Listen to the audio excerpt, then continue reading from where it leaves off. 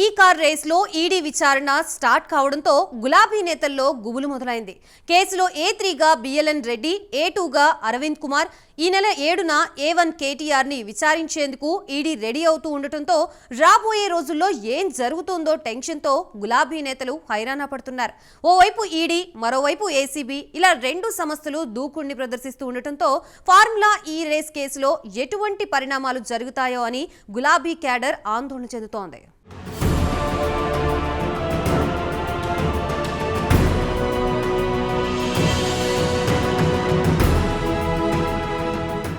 Telangana formula ఈ race political మంటలు రేపుతోంది. గత బీఆర్ఎస్ ప్రభుత్వ హయాంలో జరిగిన ఫార్ములా ఈ రేస్ కేసులో అసలు ఏం జరిగిందో వెలికితీసే పనిలో ఉన్నాయి ఈడీ, ఏసీబీ. ఈ కేసును రేవంత్ సర్కార్ ప్రతిష్టాత్మకంగా తీసుకోవడంతో రాష్ట్రంలో పొలిటికల్ దుమారం మొదలైంది. మరోవైపు ఫార్ములా ఈ కార్ రేసులో విచారణ షురూ అయింది. ఈ కేసులో దూకుడును ప్రదర్శిస్తున్న ఈడీ తొలుత A3గా ఉన్న హెచ్ఎండిఏ మాజీ చీఫ్ బిఎల్ఎన్ రెడ్డిని విచారించేందుకు రెడీ కాగా విచారణకు ఆయన గైర్హాజరయ్యారు.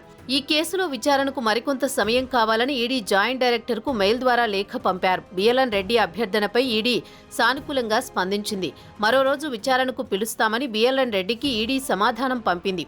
ఇక ఇదే కేసులో A2గా ఉన్న అప్పటి మున్సిపల్ శాఖ ముఖ్య కార్యదర్శి, సీనియర్ ఐఏఎస్ అధికారి అరవింద్ కుమార్ కూడా విచారణకు తనకు మరికొంత సమయం కావాలని ఈడీకి లేఖ రాసినట్టు సమాచారం. అయితే ఈడీ విచారణకు మరికొంత సమయం కావాలని A3 BLN Reddy, A2 Arvind Kumar ఈడీని కోరడం వెనుకున్న మతలబు ఏంటి అన్నది ఇప్పుడు సస్పెన్స్గా మారింది. గడువు ఎందుకు కోరారు, అసలు విచారణకు హాజరవుతారా లేదా అన్నది ఉత్కంఠగా మారింది.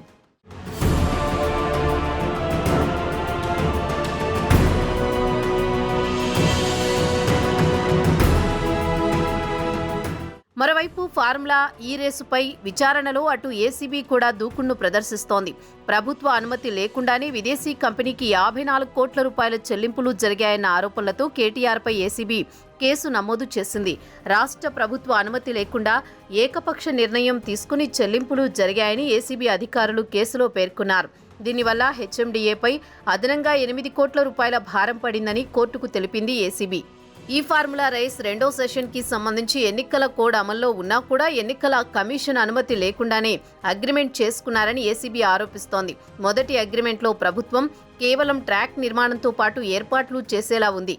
ఇక రెండో సెషన్ అగ్రిమెంట్లో ఏర్పాట్లతో పాటు స్పాన్సర్ అమౌంట్ కూడా హెచ్ఎండిఏ చెల్లించే విధంగా ఒప్పందం కుదిరింది. ఇది జరిగి ఉంటే ప్రభుత్వంపై మరో 600 కోట్ల రూపాయల భారం పడి ఉండేదని ఏసీబీ చెప్తోంది.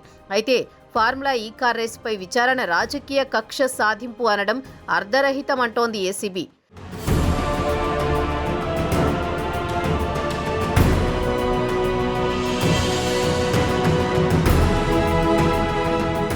ఈ కేసుపై బీఆర్ఎస్ వర్కింగ్ ప్రెసిడెంట్, మాజీ మంత్రి కేటీఆర్ కీలక వ్యాఖ్యలు చేశారు.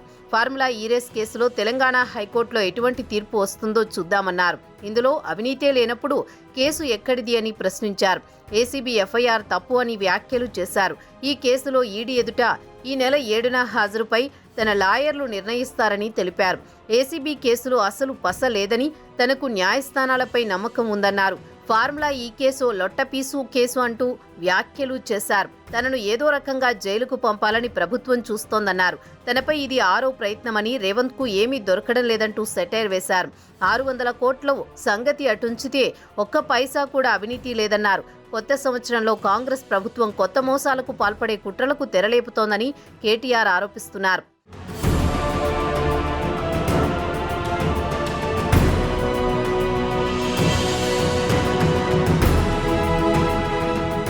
అసలు ఈ ఫార్ములా ఈ కార్ రేసింగ్లో ఏం జరిగిందో ఓసారి చూద్దాం. ఫార్ములా ఈ కార్ రేసింగ్ 2022 అక్టోబర్ 25న ఒప్పందం కుదిరింది. ఫార్ములా ఈ ఆపరేషన్స్, ఏస్ నెక్స్ట్ జెన్ పురపాలక శాఖలు ఒప్పందం కుదుర్చుకున్నాయి. 9, 10, 11, 12వ సీజన్ల కార్ రేసులు హైదరాబాద్లో నిర్వహించేలా ఒప్పందం కుదిరింది.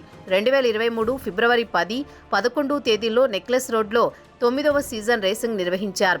అయితే ఫార్ములా ఈ కార్ రేసులో హెచ్ఎండిఏ, రాష్ట్ర ఆర్థిక శాఖ, ఆర్బీఐ అనుమతి లేకుండానే నేరుగా విదేశీ సంస్థకు 55 కోట్ల చెల్లింపులు జరిగాయని ప్రభుత్వం ఆరోపిస్తోంది.